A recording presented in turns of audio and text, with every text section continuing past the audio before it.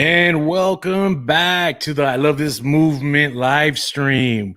I'm here with my boy, John Trick. What's up, John? What up, Serge? How's it going, man? It's going good, man. It's going really well. I just want to thank John Trick for him. He was the one who actually brought me back into this dance. Okay. He brought me back into this world, this community, and it was only fair for me to actually bring him in as my first guest, right? And it's like an honor to have you here, bro, because without you, like, Thank you, this man. wouldn't be possible. I wouldn't be doing these live streams. I wouldn't be doing, you know, my physical, like the physical therapy and connection with dance and all that. And like, you're the one that I got to give you a lot of praise for that, my brother. Thank you, man. Nah, the praise is mutual. I'm sure we'll get into that, but this is exciting, dude. This is really cool. Like seeing this, yeah, the progress that you've been putting towards yourself, and we're in it, man. Like it's alive right now. Like this is dope. Yeah, man. And it's I'm really proud of you, man. This is dope. I appreciate that, man. No, I'm proud of you, man, because I know like you've been hustling, you've been going through, you've been working and trying to level up in your dancing, and you've been taking different types of courses and stuff like that, which we'll get into a little later. But like, Yeah. man, I've noticed it. Even like yesterday we were in here in the dojo, kind of like jamming out, kind of working on our thing, right? And Yeah. it's always a leveling up progress. So when you level up, I level up. When I level up, you For level sure. up, and that's why we're homies. You know what I mean? Absolutely. That's why we do what we do. Yep. All right, man. It's mutual growth. So like today is going to be a very kind of chill kind of, interview pretty much. I just want to really know about your, like we always talk about the feel goods when it comes down to dancing, right? We talk about like, I call it the cheerleader effect, where everybody's just like, yeah, you can do it. You can do it. You know what I'm saying? Everybody is, 100%. but like, Yeah. where true growth comes from, it comes from those dark moments. You know what I mean? Yep. And that's where we actually show our greatest potential. Even sometimes like the greatest kind of like when you think about music, some of the greatest songs out there were created during dark moments in these artists' lives. Right. Oh, And so yeah. that's something I really like to get into. That's what I want to know about. Okay. And of course we'll get to the feel goods, the cheerleader effect, but this, we got, but first comes this and then comes that, you know what I mean? Cause that's how it was. So let me get straight into this. All right. Let me get straight into this. So, tell us about yourself. Like, what got you into this dance? Going back to like really, really early on when I was in high school, even like middle school, growing up, huge Latino culture, my whole family is Mexican, and having that, we're always dancing at the parties, you know what I mean? So like I was always around movement. That was always huge. I think it was so regular for me. I'd never call myself a dancer.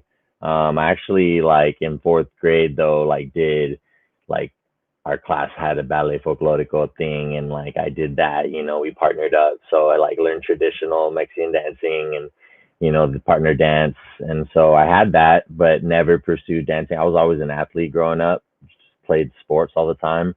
But I always loved to move, and especially getting into high school, as my music taste started expanding into a lot of hip hop and more of like, you're going to the high school dances, they're playing all of that stuff. And when I'm growing up, like, around that time, it was like early 2000s, like you're listening to like Yin Yang Twins and, stuff like that. And it's like, it's grimy. You're getting down on the dance floor. They're freaking, So, yeah. So, actually, a specific story, like when my sophomore year was like one of the first dances I was going to go to by myself. And like I had a homie, Kobe. He was from Virginia, and he was teaching me some stuff like before we went to dance. Like we were just going like just the boys, you know what I mean? He was like, yeah, like he like showing me some stuff like he knew from the VA, and I was like, okay, like just getting some grooves and stuff. And Like, everyone knows all the hip hop, party dances, right? That you like, back then it was like the Cat Daddy and stuff. So the jerk was huge at that time. And so we're like, messing around, like listening to music in the car, and like we just be outside the car, like in a lot, or like outside, like in the neighborhood, and just like dancing, like jerking, like just fooling around, we're just like having fun. It was like cool stuff. And so got into the rave scene through music. Course, Music of course. taste kept growing. This all revolves around music, honestly. My love for music and just the sound, and it just moves you. So I was given a light show at Hard summer 2009. It was at the Forum here in LA, and got a light show from this dude called, his name was Glover, and he gave me his candy after that had his name on it. He's like, like, my name is Glover, plur, whatever, like, there's your handshake, right? Like, you, when you have passed the candy. And from that point, I was hella inspired. I was like, yo, I'm trying to glove. And so I started gloving, and that was just really, really fun. Like, it was so fun to just learn different movements with hand styles. And at the time, I didn't know what the roots of the styles were. I was just learning it purely from a glover's perspective, like without any context of the Yeah. movement or the history of the culture, right? Yeah. And so fast forward, like, I had stopped gloving. I wasn't really raving. I was in college and stuff, but still loved to move. And I was going to the festivals. I started being in the festival scene from raving, right? Like, it's just more music.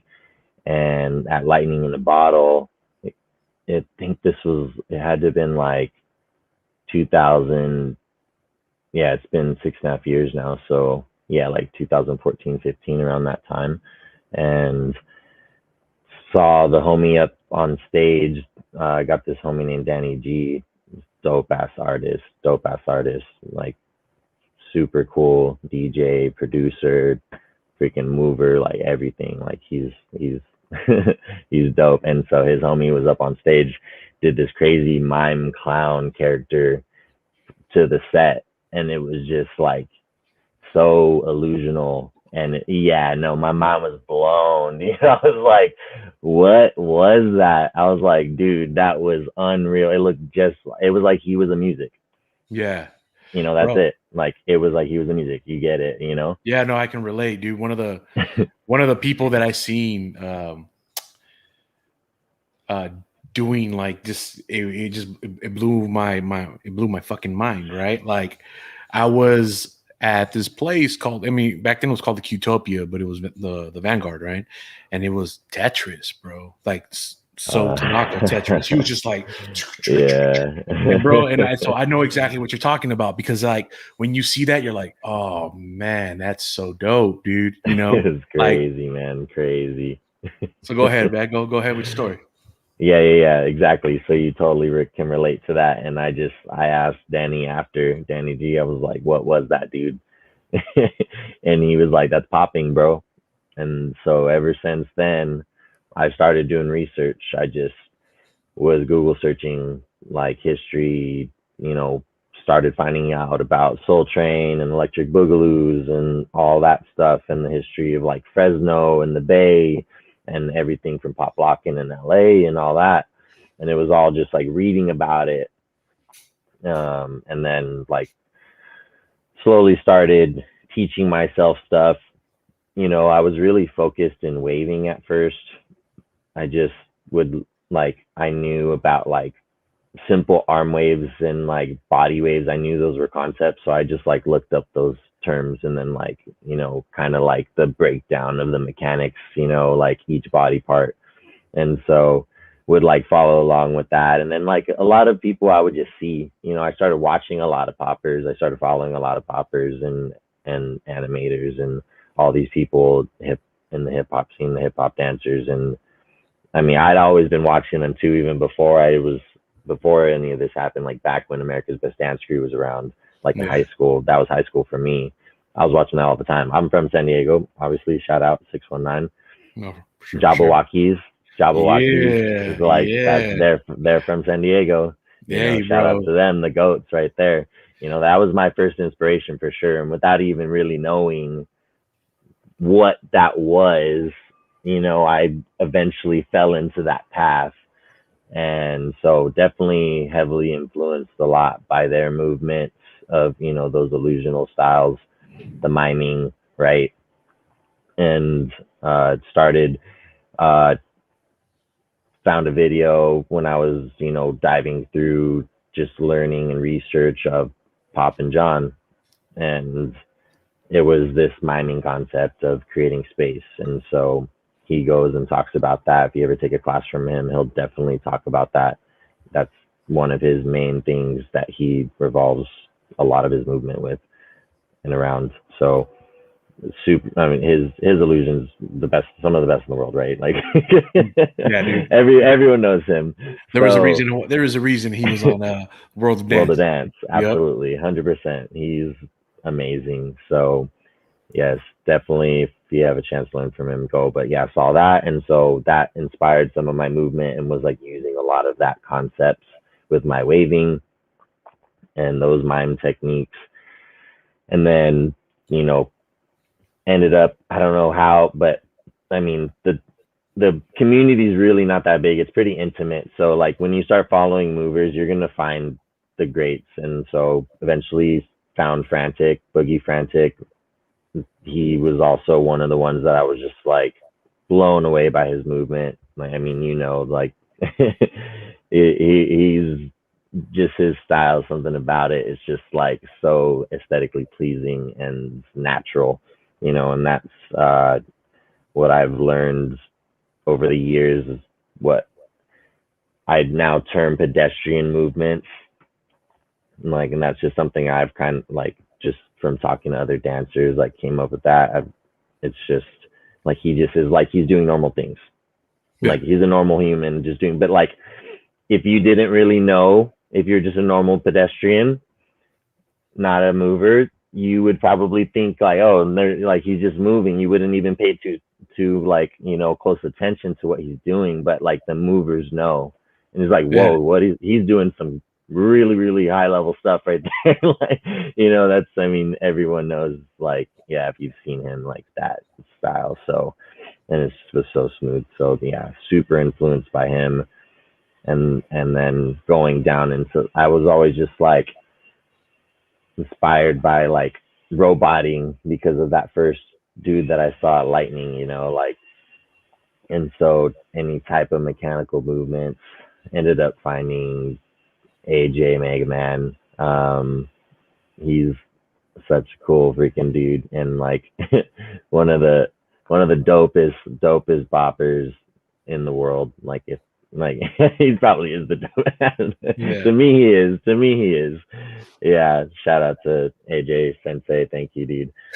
Crazy one last story about like, you know, how I got into this, and like someone that I met was, and because of the festival scene, before I ever like, this was before I had moved to LA, before I started taking classes or anything, and before I really knew any big names. But like I just at the time was still doing the online stuff, and I was at a festival and I was getting down like in the back of the stage at a set, and after, this dude came up to me and was like, yo, I saw you popping, bro. Like you're dope. Like, yo, like a group of us are gonna go, we're gonna meet up at this set at this time, you know, we're gonna link up. It's some B-boys, some poppers, like a bunch of movers. We're just gonna sesh.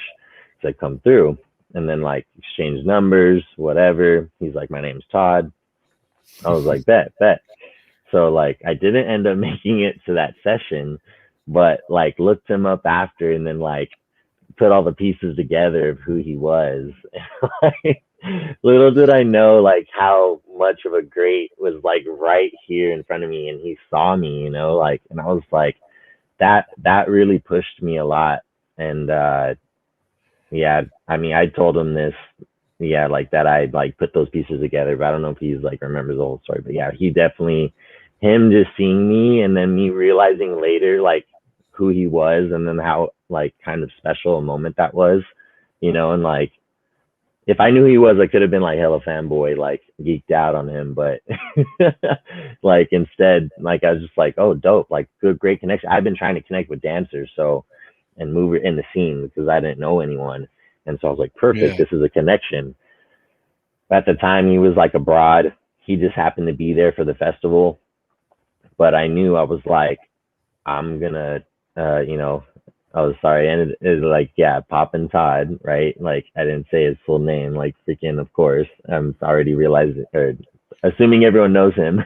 No, it's all right. It's all right, man. Like Yeah, I would drop his name in a bit. my boy, like Todd, man, he's amazing. Like, he was abroad, and I was just like, I know I'm gonna learn from this dude, and eventually did, and like joined those skills with him. He has this amazing program, and yeah, it's been full circle, which is so freaking epic. It's so cool. Yeah, that's dope, man. Cause yeah, like I'm taking their mentorship right now. And I'm always telling Poppin' Todd that he looks like PK. Jesse, like he looks like Jesse Eisenberg from Zombieland. Yeah. He was just like, I don't look like that. I'm like, you do look like that, bro. Hopefully he sees this so that way, what's up, Jesse Eisenberg? I love your movies. So that's dope, man. I mean, you definitely dropped some really dope people to learn off of. I mean, honestly, I don't know anybody that's doing it like AG Mega Man or Poppin' Todd right now, especially in those courses, right? Yeah. And even like Boogie Frantic, like those are the guys that I'm, even now like I'm learning off of and collaborate with, and like I'm always learning something new from those guys. So it's like those definitely some good guys to learn off of, and you're in good hands. You're in good hands right there, brother. So like so given all that, right? Giving us your history, like now let's really get into like the root of all this. Okay. Yeah. So we all know that you've had, like, I know you've had some hardships because everybody does have those hardships that especially impact your dancing and even can set you back, right? Yeah. And what are some of the things that you have or adversities that you've had in your past and even in your present that have held you back a little bit from learning, and when you got over these things, like you were able to progress? Yeah, I bet. I mean, the biggest one is the first one that comes to mind, which was my back surgery. I had been dealing with back pain for a couple of years, for quite some time, actually, like 3 or 4 years, I would say. Basically, like a couple of years after I got out of college and started my career as an engineer in construction, working more in the office, but also I was in the field, like running around, and it was a lot of sitting, a lot of also moving all day and being on your feet, but I wasn't necessarily taking care of my body as I used to. I mentioned I had grown up as an athlete, and back then you're constantly training every single day. You're going through the routine, you're stretching. You're not always given all the tools that you necessarily need to perform at the high level, but you're maintaining. And so wasn't even doing the bare minimum like that. Like I was working hella hours and just would come home and just be wanting to eat dinner and then go to bed, like, you know what I mean, pretty much just like chill. And so just got in this stagnant lifestyle of just like working and chilling and not being active or stretching or working on my core, all the important things that you need to do to take care of your body, and continuing to exacerbate it with that lifestyle. So I had like some flare-ups where I would get these crazy pains and shooting pains into my back where like I couldn't lift my back up, and then I would wake up the next morning, I couldn't get out of bed and literally couldn't stand up. Like I would crawl to get like to the bathroom just to like Yeah. even like get some water, like go to the kitchen to get some water, you know what I mean? Like it was just it was bad. And so was doing like massage therapy, chiropractic therapy in those times. I found a really good chiropractor in at the time I was in Orange County. I was working down there and living down there in Irvine, and found this good chiropractor, but and he was real. He was like, you know, I can continue to help you and, you know, realign you and get you back on your feet, but you have to do the work and maintain. He's like, you have to stretch, you have to do your core exercises, like you have to get your core tight to get everything secured in the aligned position, right? Little did I know I had a much deeper rooted injury there. So this repeated for years, and then came to LA. Some another trauma of mine pushed me out here, and like I was commuting back and forth 50 miles each way from Irvine to LAX because I had started a job at LAX. And so that commute, you know, also added on to that. That was just killing me, and I didn't know it, you know. And I kept doing that same lifestyle I was describing, like even worse at that time, because I was commuting 2-3 hours a day. I was dead by the time I got home. Yeah. So yeah, ended up moving to LA a lot. I had a flare up, and I was like, I can't do the commute anymore. And so, you know, that along with some things I was dealing with my relationship at the time with my ex, and all that pushed me to LA. Well, yeah, ended up even getting worse through physical therapy. Actually, they didn't know what was wrong with me fully because they never gave me an MRI. So, you Yeah. know, advocate for yourself. If Yeah. you're ever feeling pain, like, you know, you have to advocate for yourself. They don't always see you or hear you. It's unfortunate, but it happens all the time. And so luckily, being up here in LA, especially, I was right near LAX, which is, you know, the South Bay of LA. Very, very active lifestyle of the community, of the people that are here. They're all athletes. There's the Lakers training center is here, you know, so you have the best physical therapists in the world here. Like it's there's a lot of resources, and so I got really lucky. Met a sports medicine doctor. She finally gave me the MRI, and then referred me to an orthopedic surgeon in Manhattan Beach, Beach City's Orthopedic. Ended up going there and met a surgeon, Dr. Karana. Saved my life. I'm not going to go into all the story of that, but yeah, long story short, decided to have the surgery. I had 2 split discs that I didn't know about, that I found out from that MRI. And yeah, thankfully, that surgery was the best decision of my life. Like it was amazing. But I couldn't walk, you know, Yeah. during that whole entire time leading up to the surgery was probably about a year. And so that whole time I was struggling. It was from, yeah, a little under a year. It was from like March to October. I Yeah. couldn't walk. Like I was just like, I rehabbed a little bit before the surgery, and like it was like with a cane. So I was like, how is that rehabbed? You know, it was bad. Yeah, but then ended up, you know, I had BCO, Beach City Orthopedic, started doing PT with them, and then, you know, that ended up leading me to meeting you, Serge. Yeah, Yeah. so that was one of the biggest struggles, was learning how to walk again. Almost like I couldn't barely walk 10 minutes a day after the surgery, you know, and then moving up to an hour a day after 6 weeks, you know. But even then, like it was like I was so stiff. So that whole process, you know, that Yeah. was that was rock bottom for me. I'm Yeah. gonna be real. Like that's, yeah, that was the worst of the worst. Like there was nothing. Like I had the emotional trauma of the relationship, and then all of the just physical trauma. I was stuck here in the bedroom. Like I couldn't move. Yeah. I couldn't sleep. I could barely like lay. Like it was pain, constant pain. It was crazy.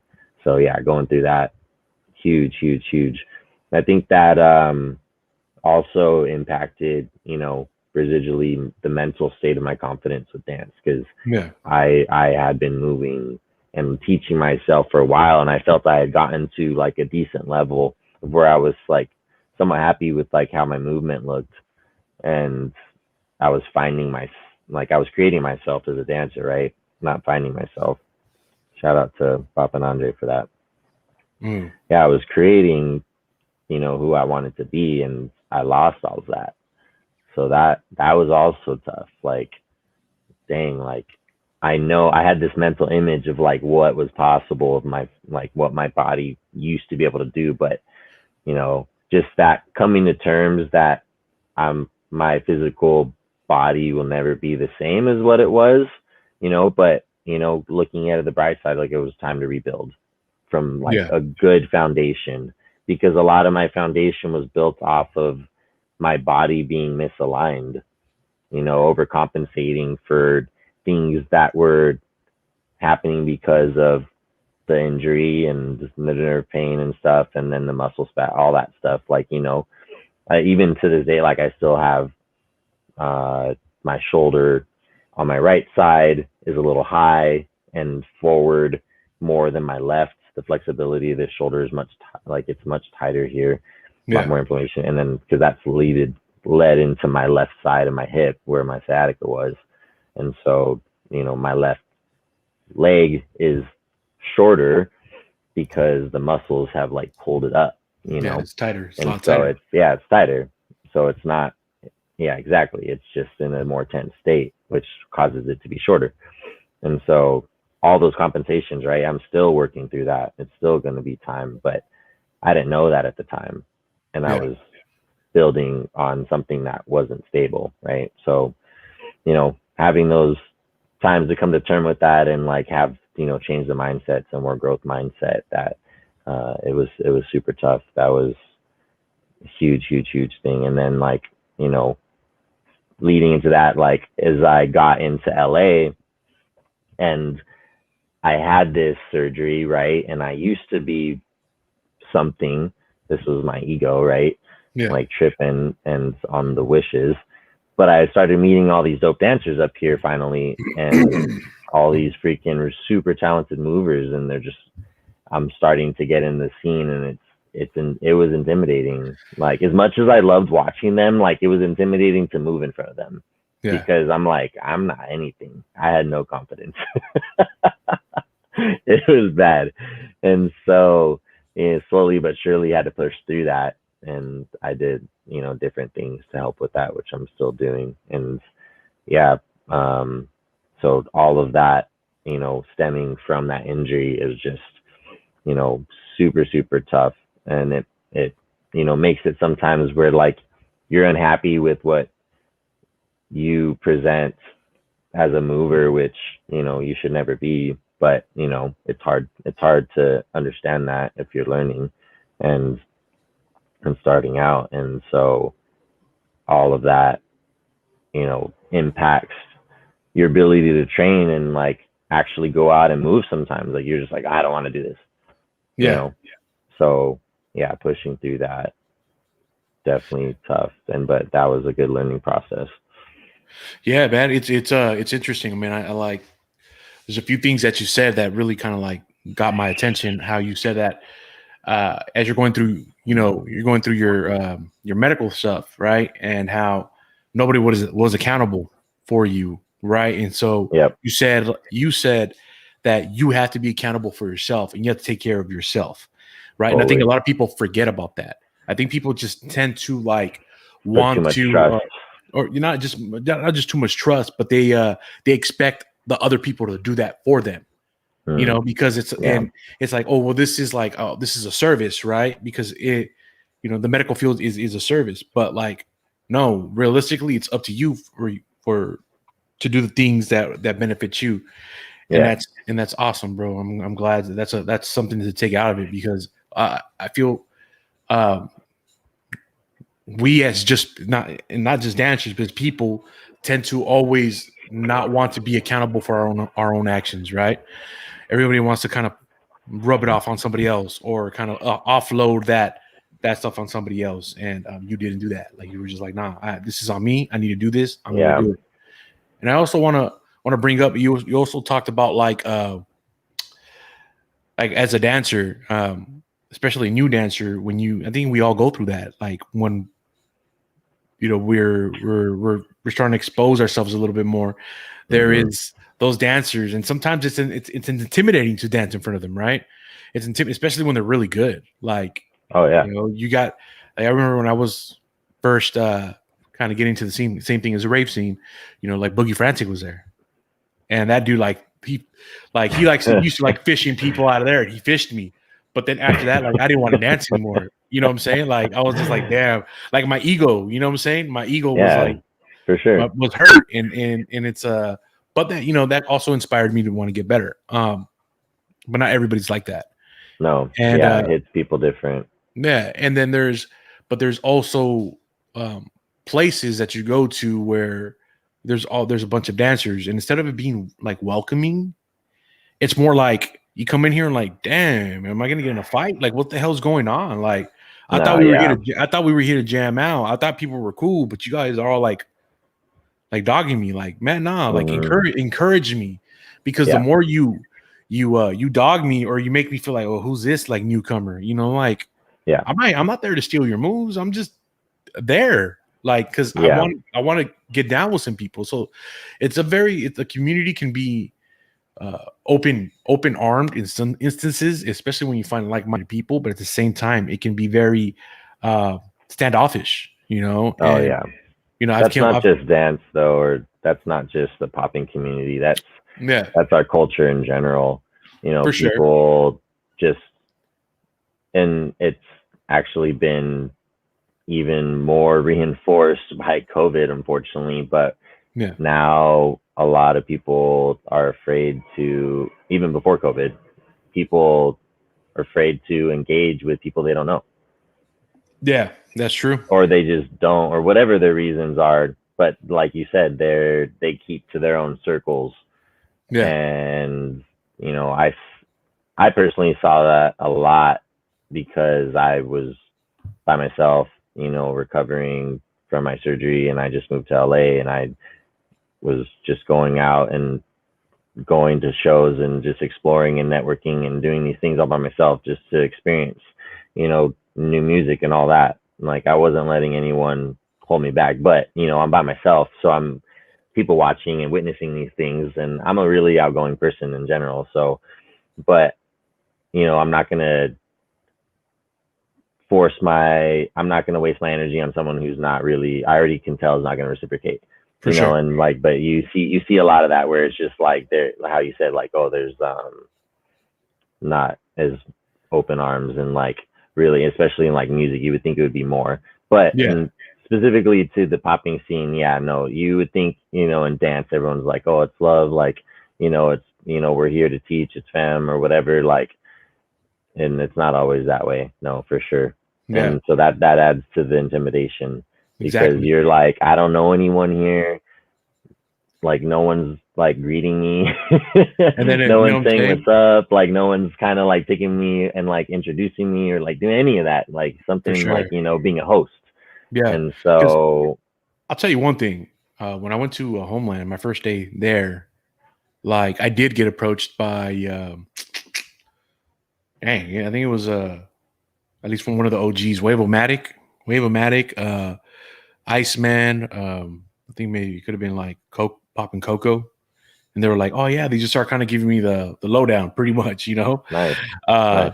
and so I was just like, "Oh, okay, cool." Like it was the welcome committee, you know what I mean? Like I was That's like, "Oh, this dope. is cool. This is cool." You Yeah, know what I'm saying? absolutely. But not everybody was like that. Like that was the No, older generation, like that's the younger generation, like the nice.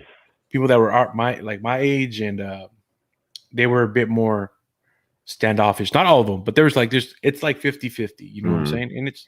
And I get Yeah, it. it depends, because Yeah, I've found my own little groups that have been super welcoming. Shout out to Keon, shout out to Mick, Robot Mick.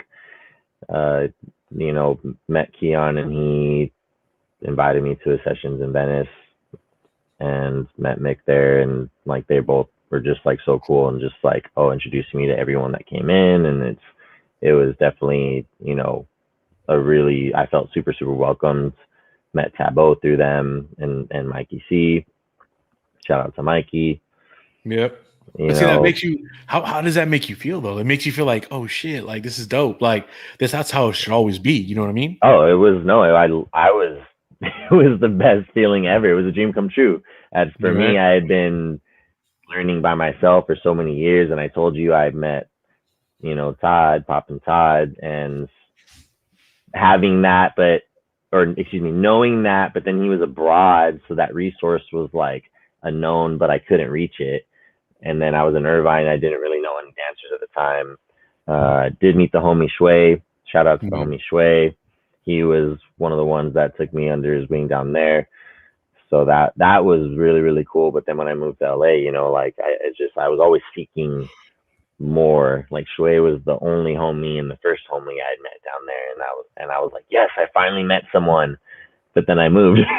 So, Yeah. so I was like, oh, I want to meet. And so, yeah, when that happened, like, it was such a great feeling. Like, I finally felt like I was having legit friends, and I did. They're definitely homies for life now.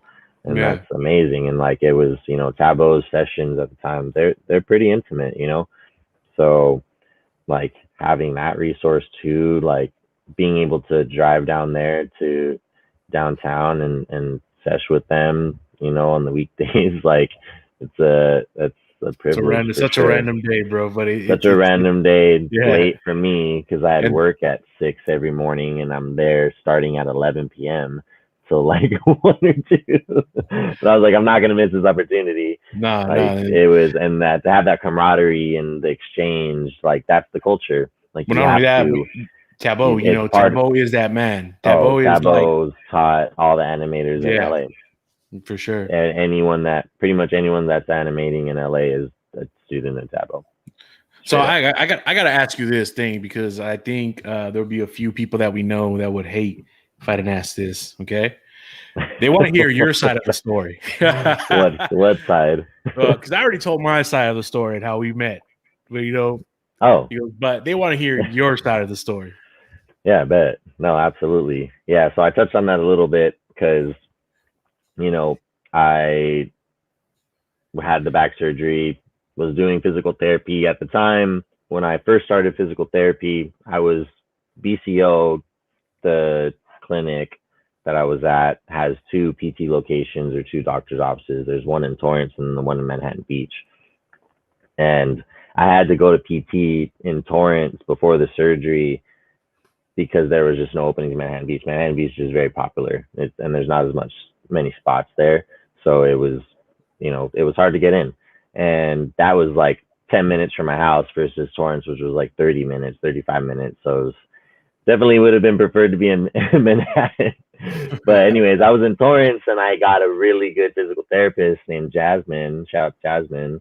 And she's Jasmine Burton, right? And that's her last name. Yeah, she's the coolest freaking woman like that I'd met. Like, and like, she's so cool, dude. Like, and especially as a physical therapist, like, she just like totally got like what I wanted to do, because I told her about being a mover. But she was the best. Was with her for 3 months, but after the surgery, I was like, I can't drive that far. There's no way. I can't even freaking walk for 5-10 minutes. I'm not gonna drive for 35 minutes. It just wasn't safe, anyways. So they squeezed me in Manhattan, but I was reluctant to do it because that meant not having Jasmine. And if you've ever been in physical therapy, you understand, like, you build that relationship, not only personally, but as a patient and a doctor. Like, you already learned everything. You don't have to go through all the freaking like trials and tribulations and the first tests and all that. It's just like, you lose time. You're resetting. They say like it's like changing your barber, bro. Yeah, bet. Like, that's like I've had the same barber for 3 years here in LA. Like, I drive all the way to the valley for him. So yeah, no, straight up. And so I was really reluctant, but I like just such a divine like blessing. She happened to transfer to Manhattan Beach, literally the week I was starting physical therapy there, and so I had her, and so started there, and then being from San Diego, repping Padres, repping Chargers. So I was repping a Chargers shirt one day, and then this homie like came up to me, one of the guys working there, and was like, "Yo, Chargers, like, yeah, shout out." Like, I was like, "Oh, bet, like San Diego, that's what's up." And so like just like clicked. Didn't really know who it was. It was just like obviously knew he worked there because I just hadn't worked with him. And then like the next time I came in, Jasmine was like, "Yo, want you to meet one of the aides, Serge." And then so we walk in, and he's like, "Yo, Serge," and it's like, "Oh, what's up, dude?" Like I'm like, "How's it going?" And then like I go to like shake his hand, and instead of shaking, he like comes up to me, kind of like he's gonna shake my hand, just like walking up to me. But then instead of like reaching out for my hand, he just fucking starts boom, like getting down, like. I'm like, what is fucking happening right now? Like, yo, I'm getting smoked. Like, I wasn't ready for this. I didn't know this was gonna I was happen not to me. ready. I was not ready. Not like this. No.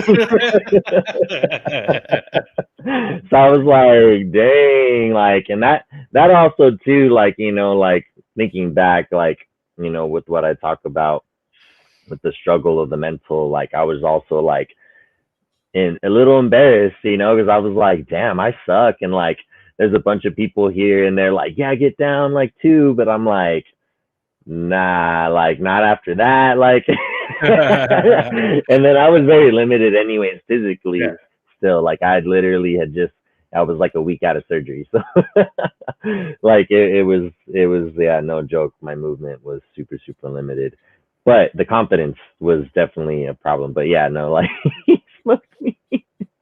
You smoked me. And then, yeah, like ever since then, though, like we started working together as my aide, and Jasmine and him just tailored everything to the movements of specifically popping, like, using different angles and like with your upper body, to Man, like it get was that interesting, dude. balance and like It was interesting because there'd be moments, and I'm gonna tell some people, tell them what I seen from like that point of view.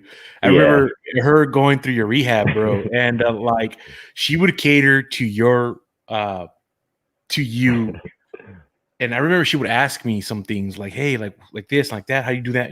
So I would kind of tell her, right? But she would do that to cater to your to what you wanted to do.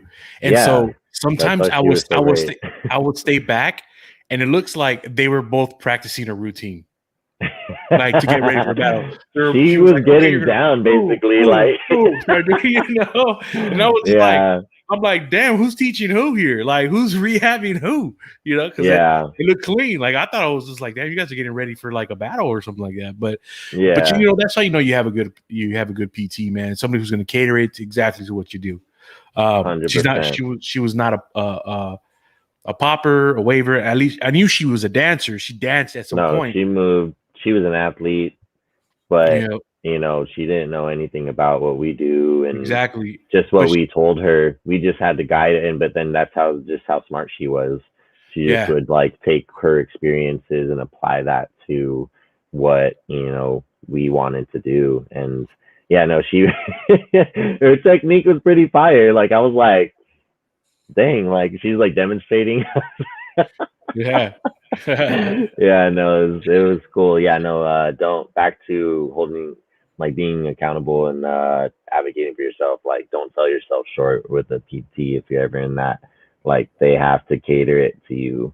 Like it's not a cookie cutter program for every single person at all. And you should know that because your body is different from everyone else. Word. So yeah. You should always keep that in mind. You should always be you should always know your body. You're the only one who knows your body better than yourself. Mm, And so always listen to your body. So let's go ahead and move on. All right. yeah. So all right. So now given to all these experiences that you had, right?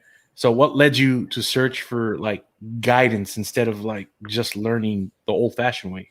Like who did you learn from?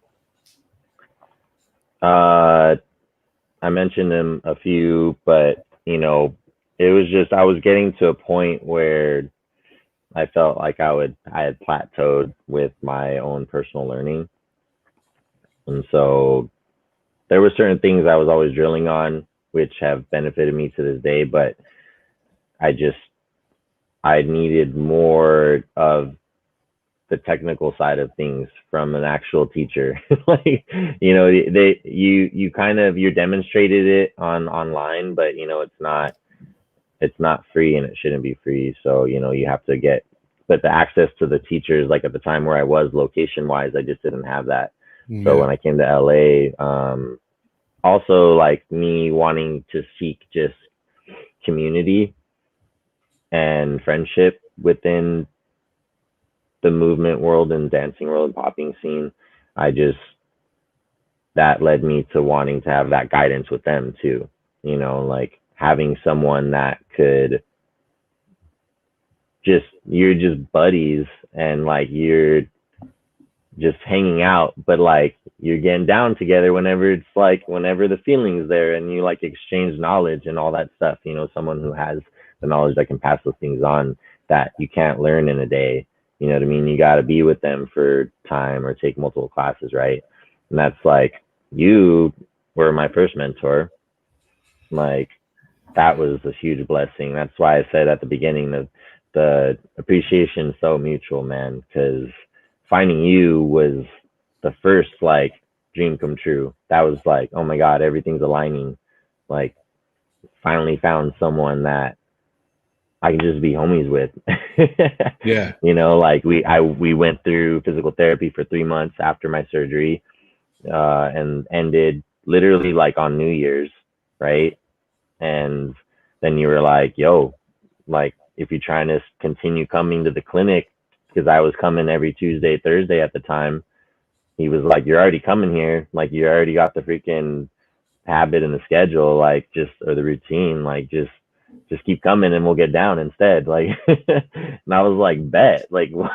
Like, of course, like that's exactly what I was seeking. So yeah, man, no, I love you and appreciate you so much. It's just like that was everything to me. And Yeah. then we literally sessioned Tuesday, Thursday for an entire year. Yeah. Yeah, man. And Yeah. yeah, and my goal was just to like get my body moving again and learning how to just move again, because I was stiff as a board. So it was like, how do I like wave my body and like move my legs and all this stuff, and like your PT background and your knowledge and experience from just being in the culture and being a student yourself, like you were freaking catering workouts for me like in the clinic, and then we go and we'd freaking get down, and then you give me advice and teach me things, and it was just like that's exactly what I wanted. So you know having was all driven from that plateauing of just like personal research Yeah. and personal teachings. Like eventually you can't do it all on your own. Like you can be a really, really great dancer. Like there's tons of great self-taught dancers out there. Some amazing self-taught dancers. Eventually you have to learn from someone. There's no way unless you're just happy with that. Yeah. But for me, I wanted more, and for me, it's more. It's not only about the movement; it's about the culture, right? Yeah. Like the fact that you were like all these people that we had talked about, Frantic, Todd, all the other greats from like even like Mad Chad, like people who got grew up at Homeland, like you were saying, Long Beach, California. All those people I've been following on social media, YouTube. I've been watching all of their videos just because I just like loved seeing their movement. Like I just was fascinated by it, right? And then I learned once I met you, like you grew up with those cats. So it's like, what? Like this is freaking unreal. Like I'm with a dude, you lived it. And so all of that was so freaking inspiring, and like just being able to hear like firsthand history. Like Yeah. it's your story, right? Yeah. Like they say his story, right, is history. It's always told from someone's perspective. And it's whoever's telling the story, that's whose history it is. So you got to be careful what your source is, right?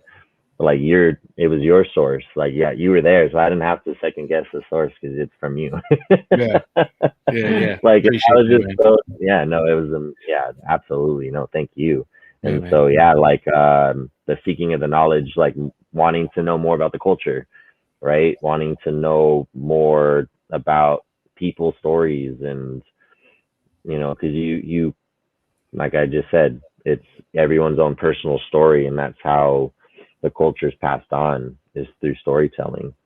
That's how Yeah, all culture is passed on, is through storytelling.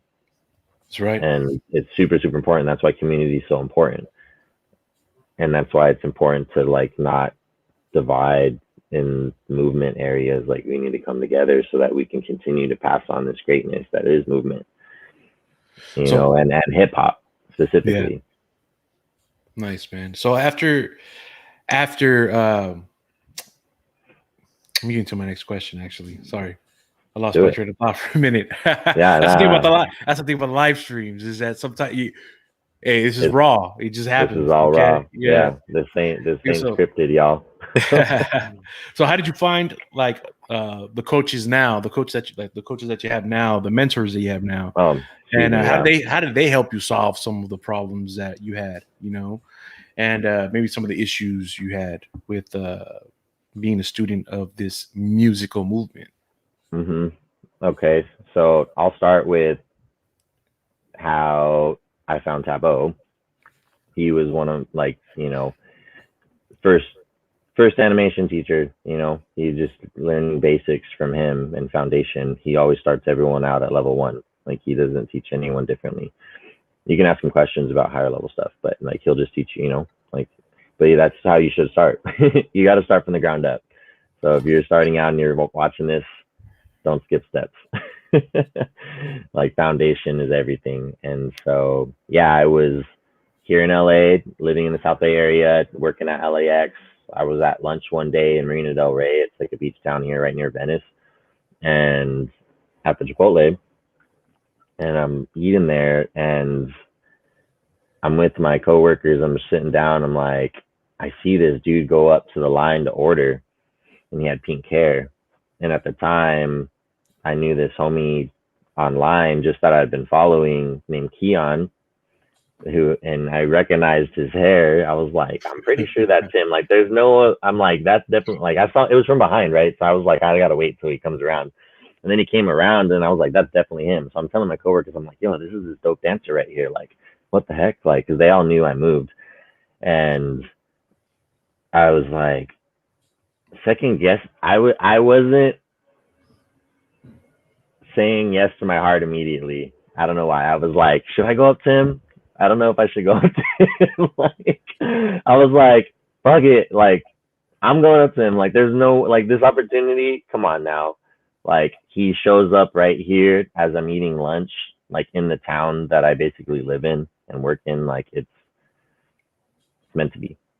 So, Yeah. you know, life gives you lessons, people, or messages, excuse me. You got to pick up on those and grab those opportunities. So yeah, I said what's up to Word. him. Word. Yeah, Yeah. man. That's exactly what happened when you came into my life, bro. Like, I'm not gonna lie to you. Mm-hmm. Like, you came in, I seen that message because it wasn't the first time this came around. Mm-hmm. We had a Yeah. Mikey or Sprite from Funny Bones crew, like he had been Yeah. hitting me up before that, but like, hey, come back into it, but during that time, you're just like, I'm not ready for it. But then like you came in and it was just kind of like, yo, something's telling me something, and you gotta bite, you get lucky if you have a second shot, so that's a great message, man. You gotta Yeah. take the opportunity when the opportunity, you have to be ready for every single opportunity. Yep. grab the opportunity when it presents itself. Absolutely.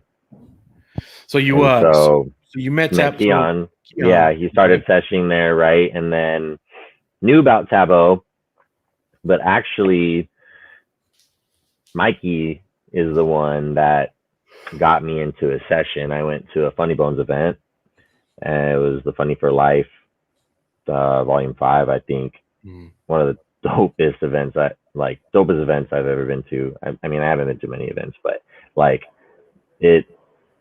the level of talent there, the caliber of talent. At the end, it was Jet and Jade, Soul Sabari.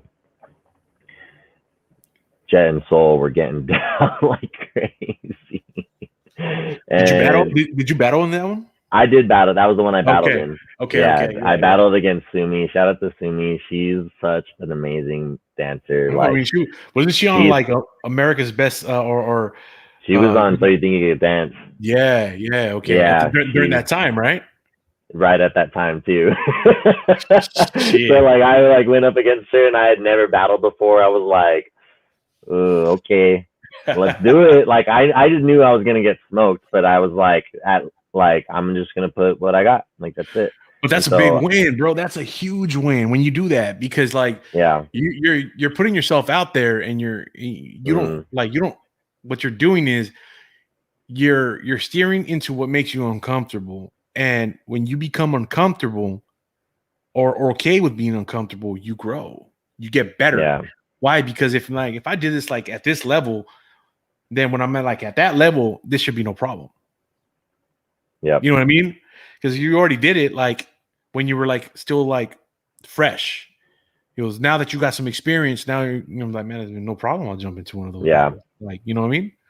Oh, so absolutely. And that was one of my thank you. That was actually one of my items on my list to push me for my growth.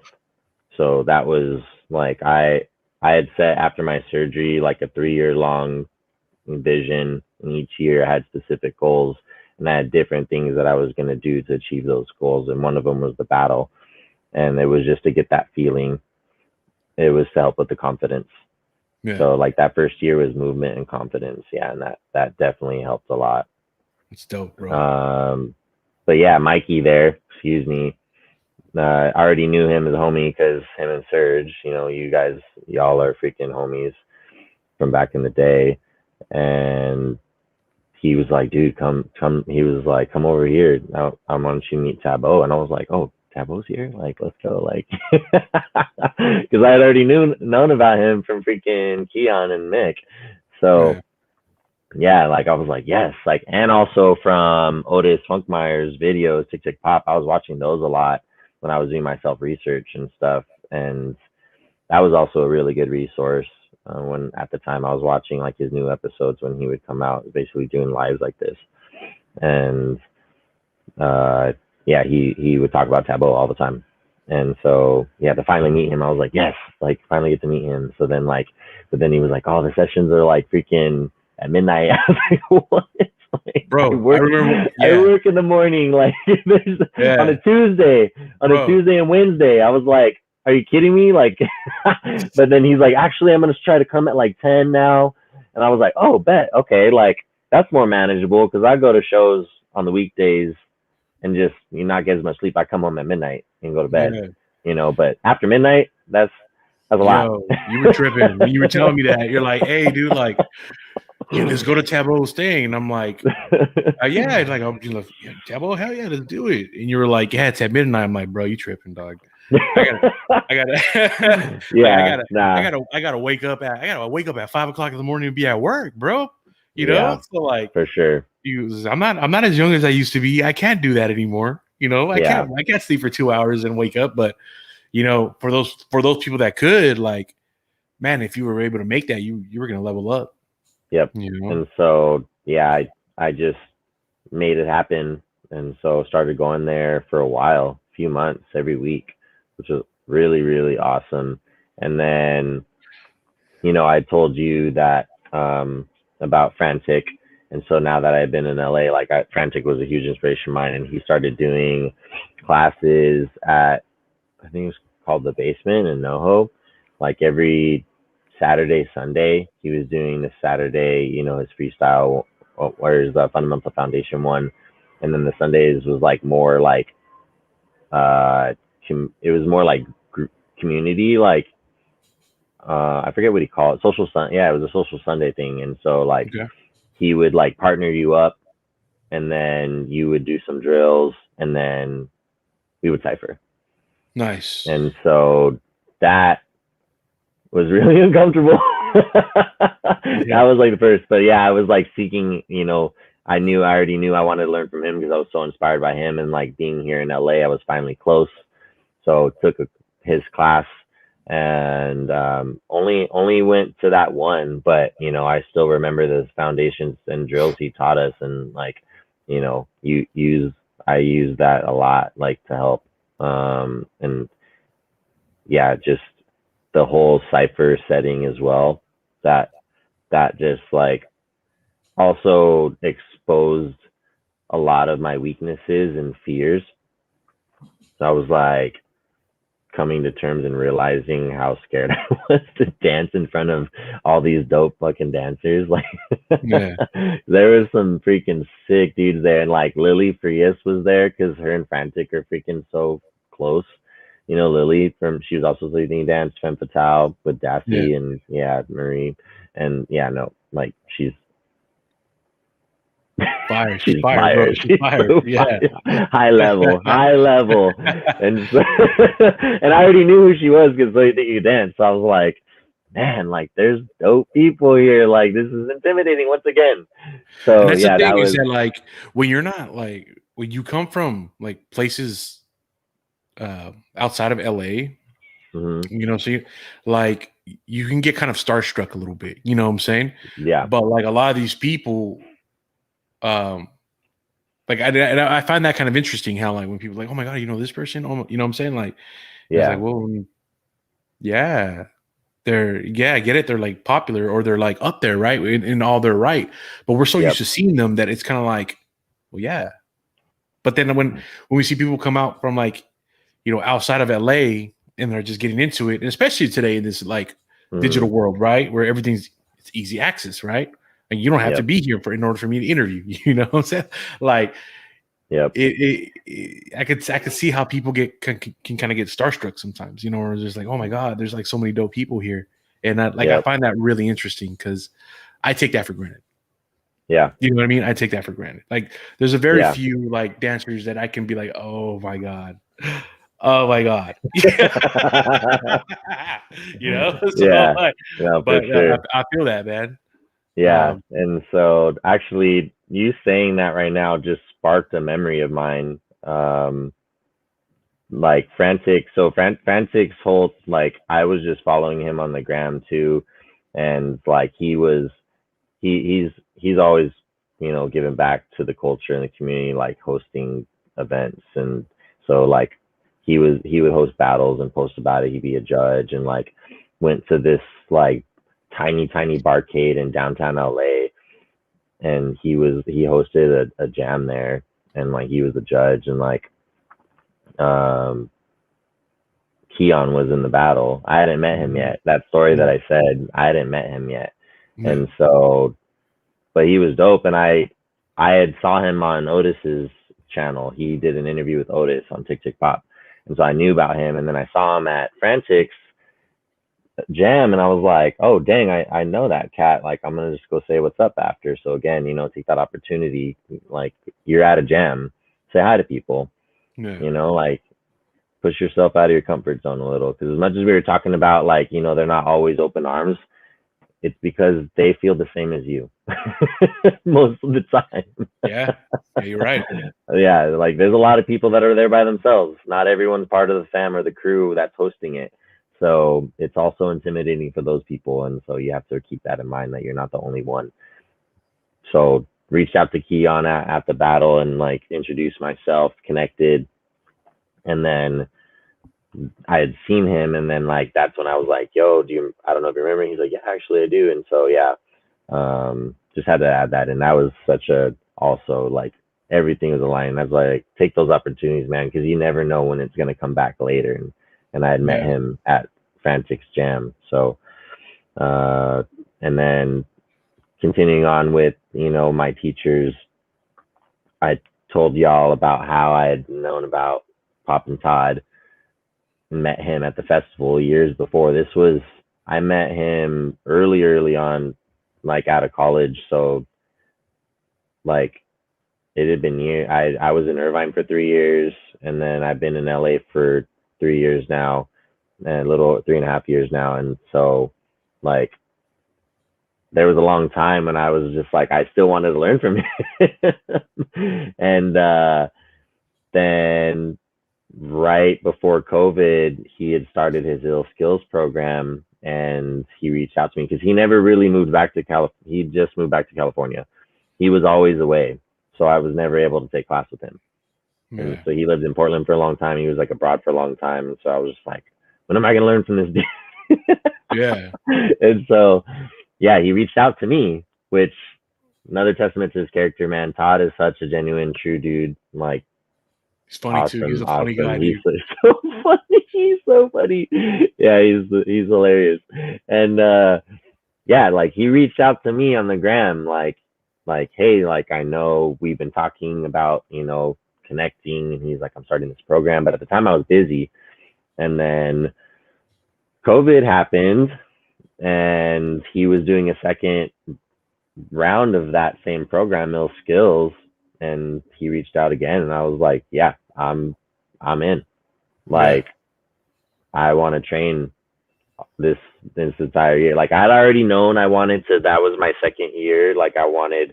First year, I told you I was like confidence and just moving after the surgery, but the second year was like foundation technique. Like, I didn't really care about that before because I didn't want to get stuck with any of that. I just wanted to like just be free for a year, like, and it helped. And then getting into the technical side of things, and so yeah, did Ill Skills with him, and so finally, after years, like finally got to learn from someone I had been looking up to for a really, really long time. So that was really cool. Thank you, Todd, for reaching out to me, man. You're a true one, man. And then, through watching all the battles and stuff, AJ Mega Man, I mean, he is a beast. Soulbotics crew, also same crew as Todd and Soul.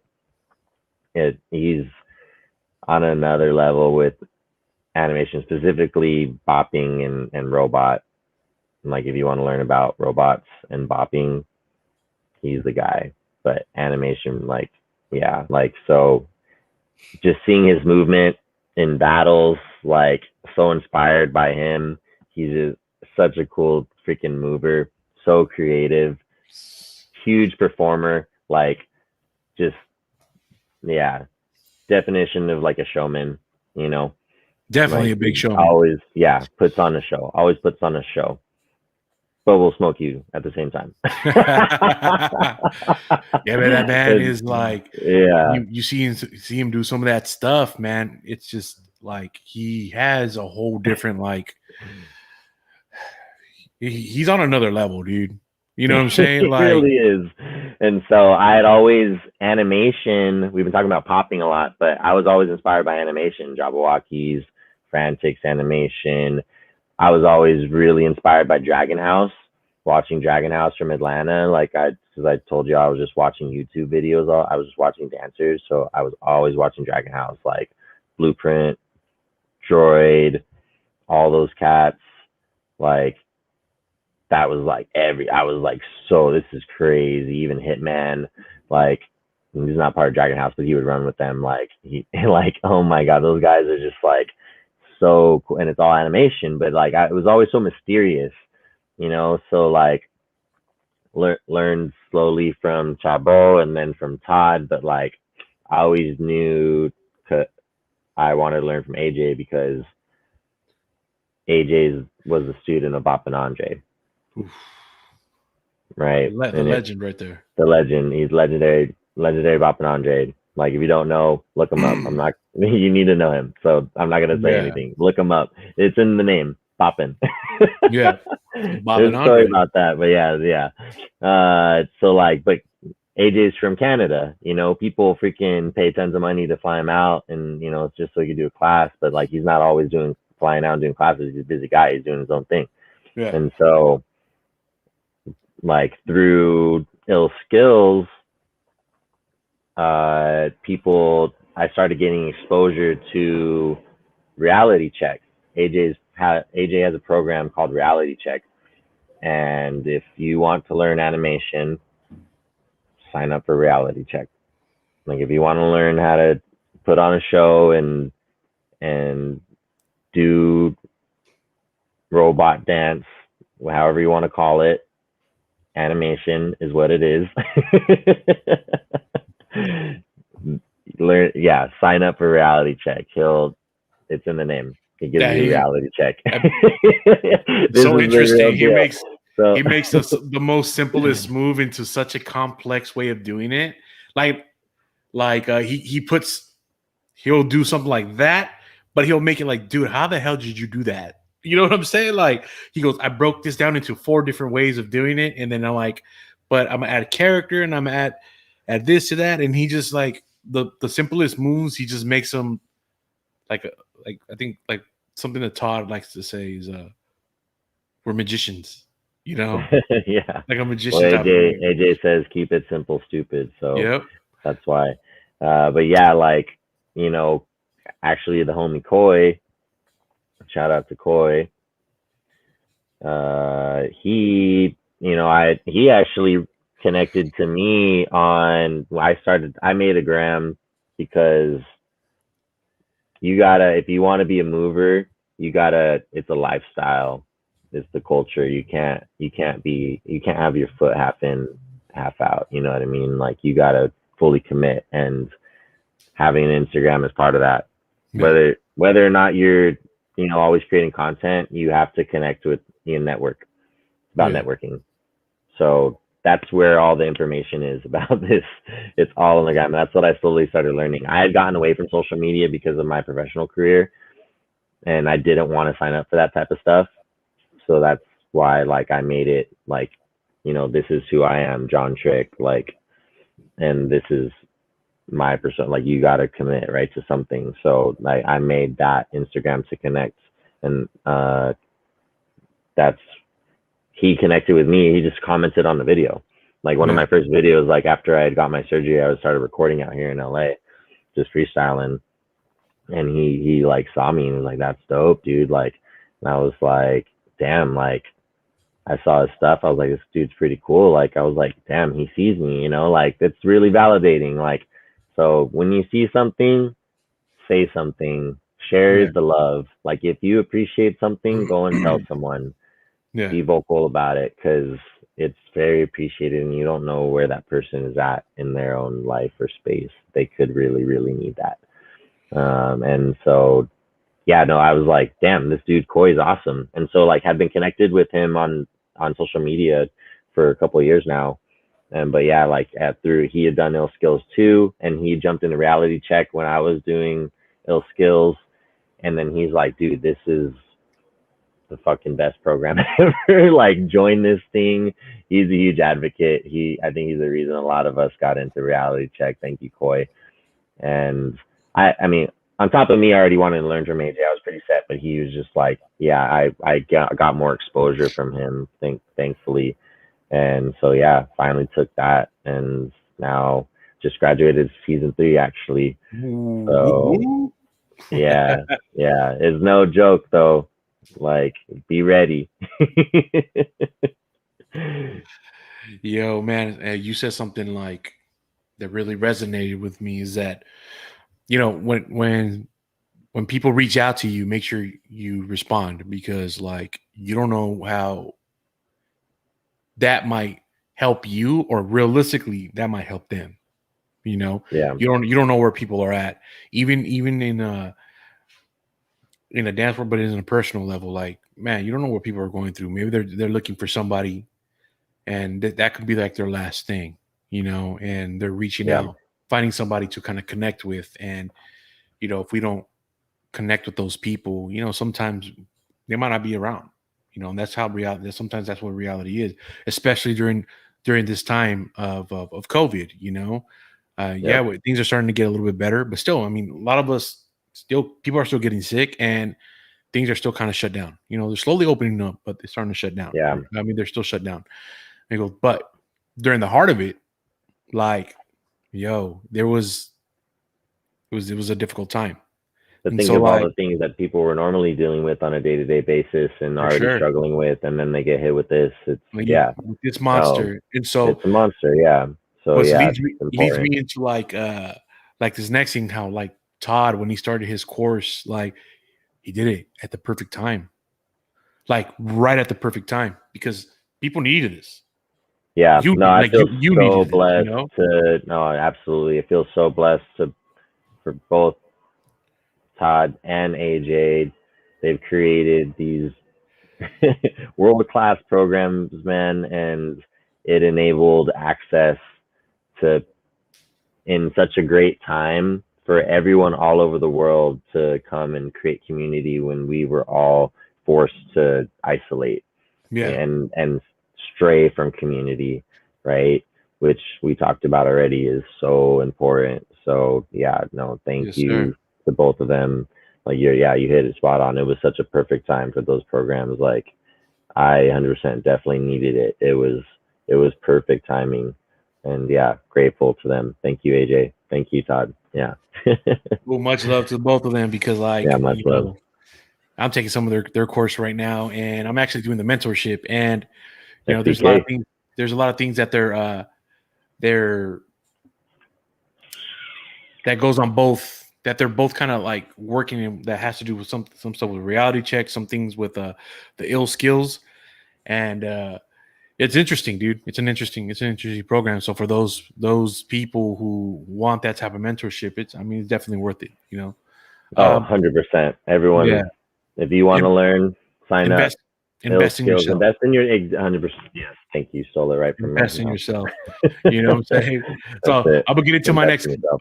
my next question. So, all right, man. We talked about, like, the hardships. We talked about the middle part where you started coming up and started flowering out. You know what I'm saying? Like a blossom. All right. A They go, so beautiful now, butterfly. like a butterfly, like a caterpillar. Like a moth coming out of its cocoon. Um, like a gremlin out of its shell, out of its. So you've been in the scene now, right? So you've been in the community, in the lifestyle for a while now, and you kind of seen things. So like the politics about it now. Like, Yeah. example, the old school kind of like thing. I think I told you a few times, and I mean, I'm sure some of the OGs have told you about it. The whole like Yeah. there was like the Boogaloo, the G style kind of beefs back then. Back in like the early like 2000s, right? And Sure.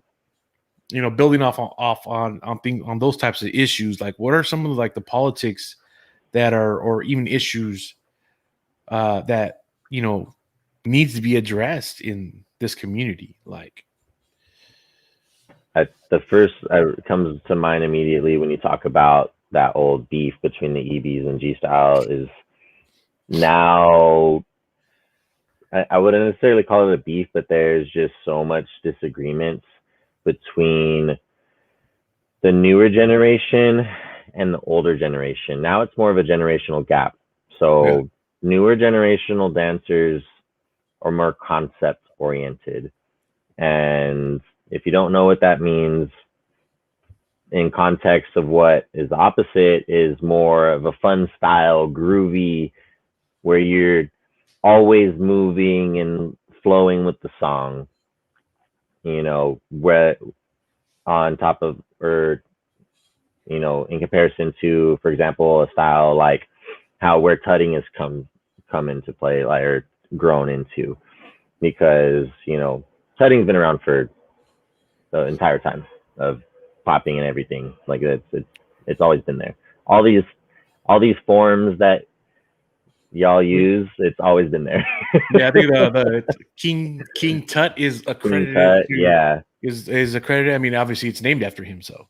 Yep. exactly Egyptian times. So those, you see those shapes from the hieroglyphics, and so those bodies, shapes, and pictures have been used for millennia. But concepts versus like more fun styles, like the whole problem is what people define dance as, and I've always struggled with that too, in where I never really considered myself a dancer until very recently. And even now, I might even, I don't know, just call myself a mover.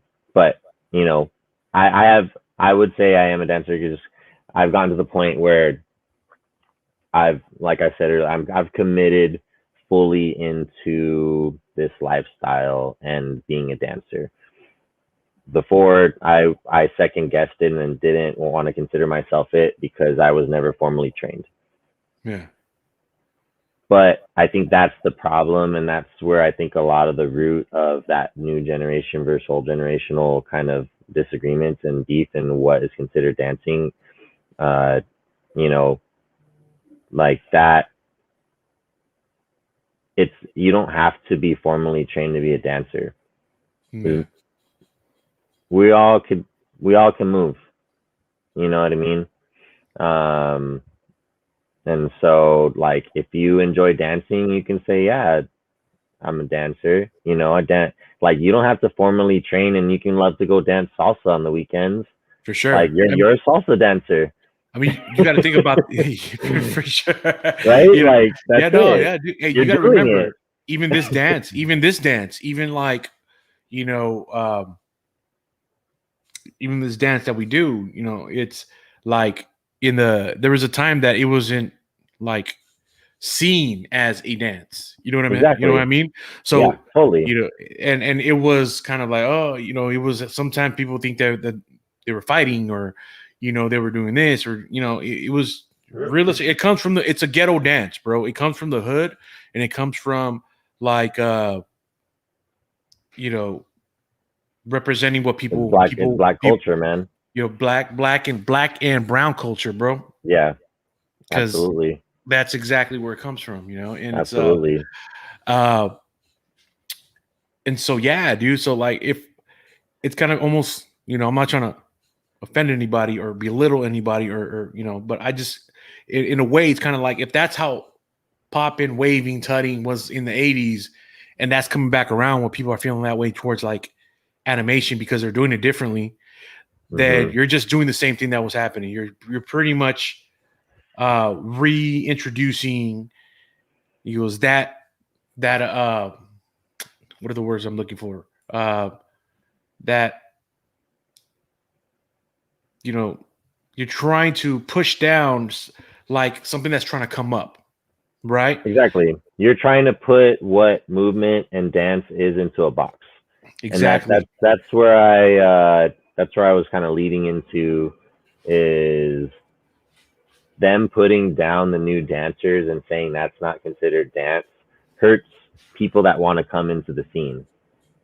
It causes more intimidation, because then it's like that adds to the societal culture of like just being afraid to move, Yeah. and because it's like, oh no, it should be this way. So everyone's thinking it needs to be this way. So if I have to try, oh, I can't do that. Everyone's unique. How you move is your own thing. That's your style. And Yeah. so, like, you can't compare yourself to anyone else. You can learn specific forms of movements and pictures of the actual, forms of hip hop and stuff. Like we've been talking about, popping and animation, locking, all that stuff. But your style is yours. And And that's so, like, crazy. That's what I find crazy about, like, I mean, in breakdancing, like, no matter what you do, you're breakdancing, right? Boom. Simple, right? mm-hmm. In locking, no matter what you do, you're locking. Yep. Boom. In hip hop dance, well, this is all a form of hip hop dance, but you know, like There is the specific hip hop. Yep. the very Agreed. specific hip hop dance, you know. Yep. Hip hop, the culture, and hip hop, the dance is different. Yes. And so that when you see people do hip hop dance, you know they're like the Les Twins. They're doing hip hop dance. That's boom, in that element, right? House steppers, they're doing that. But when it comes down to us, if I say I'm popping, even though I'm animating, they're like, no, you're not. You're animating. I'm popping and I'm waving. No, you're not. You're waving. Like, why does it have to be so like, you know what I'm saying? Like, oh, it has to be specific. Like, yo, just let it be, man. You know what I Yeah. mean? And then, Yeah. and part of that is that we're always trying to like give something a meaning or give something a name. You know what I'm Yep. saying? And well, while instead we should just be like, just let it be. Yeah. I Just let think it be.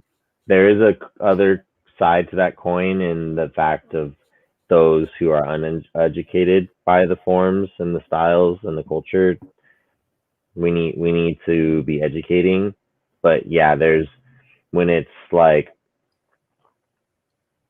these new concepts that are coming out from older forms and stuff, and they're creating new things and their own styles.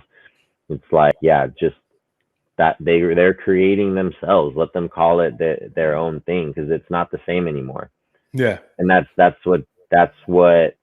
how all these forms got created, because and like all the different, like even within popping, like different moves and like styles within popping, like puppet or scarecrow or like stuff like that. Like that's because people, that was just them, and then someone was like, that's dope, I'm gonna try that. Yeah. And then the next person sees that next person, but there was always someone that was kind of their style. There's always a root. And so yeah, like like you can make it your own. You create your own thing, Yeah. and you can call it whatever you want in the end. Yeah. Because once you've created your own thing, you can name it your own thing. Like whatever name it is, it's yours. You know. Yeah, I Yeah. feel you. Everyone wants to put things inside specific categories, and it's not always that easy. We're Yeah. getting really deep here. Yeah. It's this, super this, deep. is, this could be its own like Its episode own on this thing. Yeah, subject. for Yeah, that sure. could be its For own sure. episode. Next time we'll talk about this one on we'll get further into this on another episode Yeah, where I invite you back on, man. All right. bet. All right. So let's get into like this next question, or actually this is gonna be one of the last questions actually. Bet. Okay, so what piece of advice would you give to a dancer who is going through similar struggles, adversity, and challenges as yours? Set goals. You have to set goals.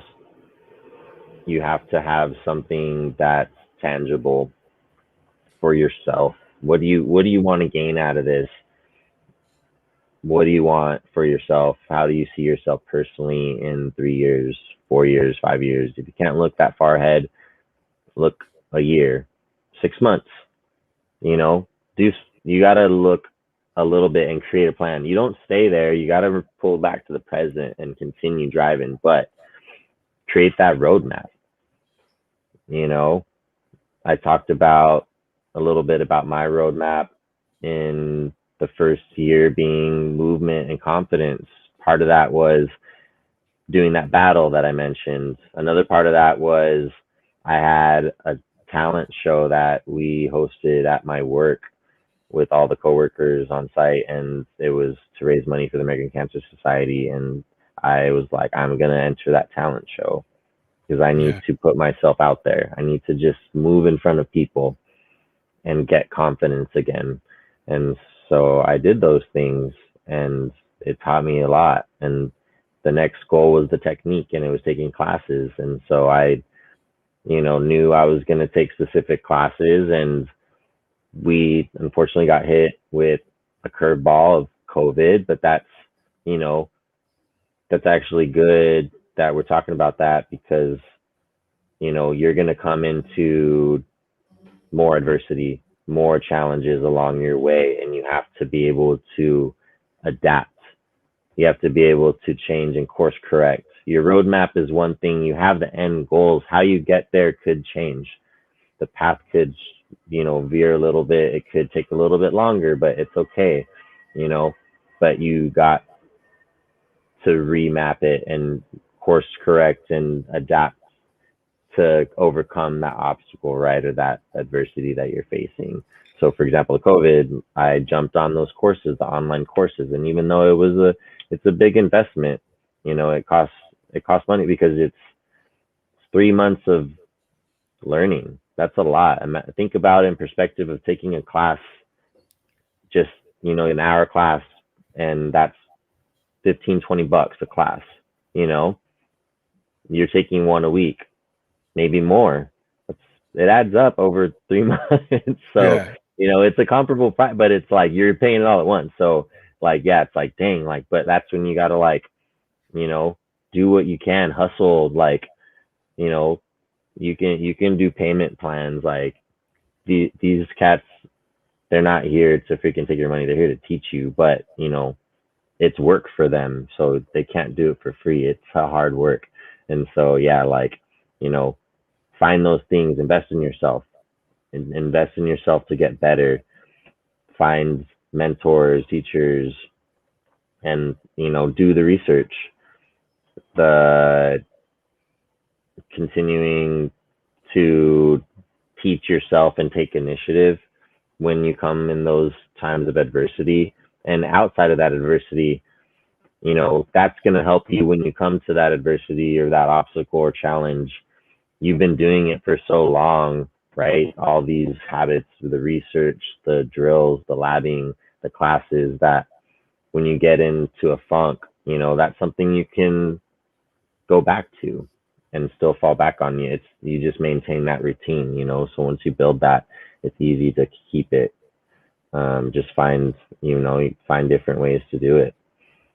um you know Reaching out, like we said, if you see that you like something, say something. Like, we live in a digital world now, more than ever, more than ever. It got exponential this past year, everyone knows it. And people still to this day, I feel like, still put such a negative stigma on building relationships online. Hmm. And I'm not gonna get into, but like, friendships, any types of relationships, doesn't matter. Like, don't define relationships as like being a couple. I'm just saying, like, just like me and Serge, like, we built a relationship, through physical therapy. People build relationships through video games, you know, and then and then a lot of times they eventually meet and they're friends for a long time. Same with, like, these dancers that you're following or movers that you're following. Like, connect with them, like, put yourself out there and step out of your comfort zone. You have to get comfortable with being uncomfortable. That's it. That's the word right there. That's my favorite word. Be comfortable being uncomfortable. hmm Yes, sir, man. Network. And So yeah, network, and yeah, do those things, exactly. The for sure. uncomfortable things. Yeah, man. Those are that's some great advice, actually, man. Be comfortable being uncomfortable. Get yourself out there, network, and you'll grow. So, Yeah. man, if somebody wants to find you and work with you, like, so how can they find you? You can find me on the gram at john.trick. Search me up. That's the best way to find me. If you're on the gram, just DM me. We can link up. I'm out in the LA area. Anywhere in LA, come down. If you need a ride from the airport, I got you. Hit me up. So if you need a helping hand, some advice, doesn't even have to be movement related. If you need something, reach out. You know, For sure, man. I'll be there to listen, whatever it is. If you're reaching out, I'm not going to turn you down. Yeah.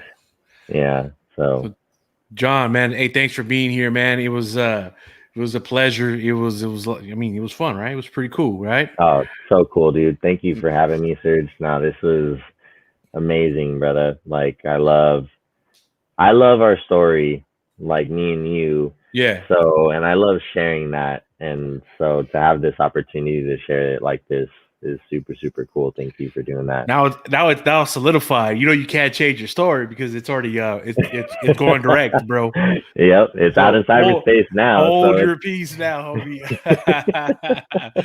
Hey man, so again, thanks again for being here, man. Like I wouldn't be here, or I wouldn't be back in this lifestyle if it wasn't for you, if it wasn't for you coming back, you coming into my life, and me having to pop on you and serve you up really quick. There you go, Bubby. Because of that, like, dude, like I'm back here, I'm doing these things. Even you've inspired me to actually, take further my dance and take lessons from other people, from other dancers. Because before I was pretty proud, but if it wasn't for that, dude, I wouldn't be doing that, and I wouldn't be leveling up. So I thank you for helping me with that, and for being on I Love This Movement, man. And of course, man. I hope to have you here again, Honored. bro. Anytime, dude. I'm honored. You're my brother for life, man. I'll do anything for you, dude. So yeah, I'm so proud of you. So stoked that you have this, and you're building a lot right now, man. I'm so excited to see where it goes. Me too. Yeah. Me too. This is going to be a journey, bro. It's going to be a journey. Yeah, we'll talk about it the next time I'm on here.